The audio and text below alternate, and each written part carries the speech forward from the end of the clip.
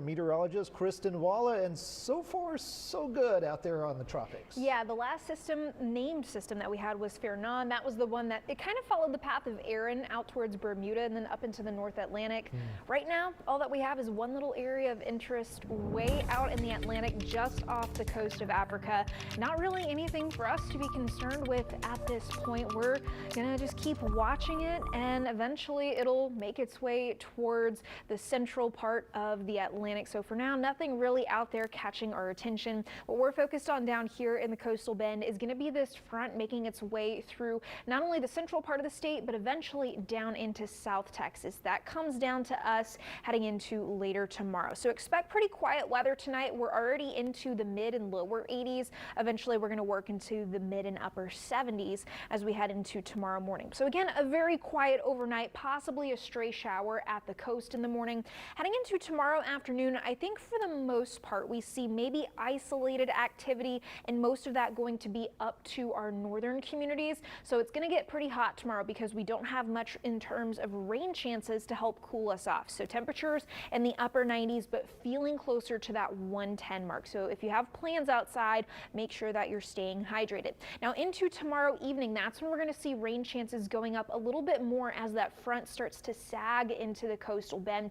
And then heading into Monday morning, that's when activity will again start to pick up. Temperatures in the 70s, and behind this front we'll start to see some drier air filtering in heading into later in the week, and that's going to help our morning temperatures actually go down a little bit. We'll talk more on that here in just a bit. But you can see those scattered rain chances heading into Monday at lunchtime, probably going to cause some people to need to change their Labor Day plans, whatever those may be. Probably bring them indoors. Hit and miss stuff on the radar into the afternoon.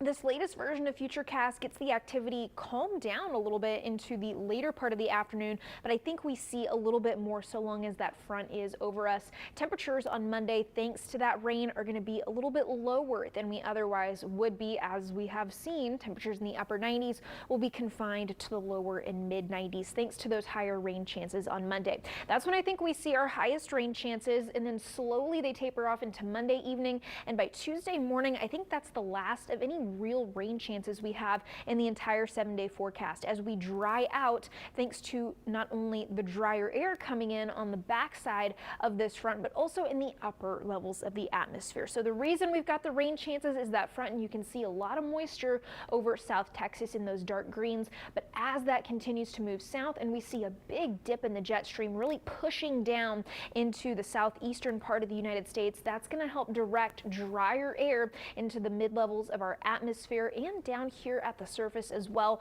So that means we're going to see more sunshine, lower rain chances, a little bit of cooler mornings, but also cooler feels like temperatures. Not necessarily cooler afternoons though, because dry air can heat up a lot more quickly than humid air. We don't have to expend the energy evaporating the water, making it humid. That means we'll see potentially on Wednesday upper 90s to near 100s again, but it's not going to feel quite as hot as we are tomorrow, which is actually cooler but feels hotter thanks to that humidity. So again, rain chances bringing temperatures down just a little bit, and then as that drier air filters in, we're going to see our temperatures go up a little bit, but the feels like temperatures will be a lot nicer. Now heading into tomorrow again, getting into the upper 90s, feels like 110, and then the rain chances particularly across our northern communities on the second half of the day.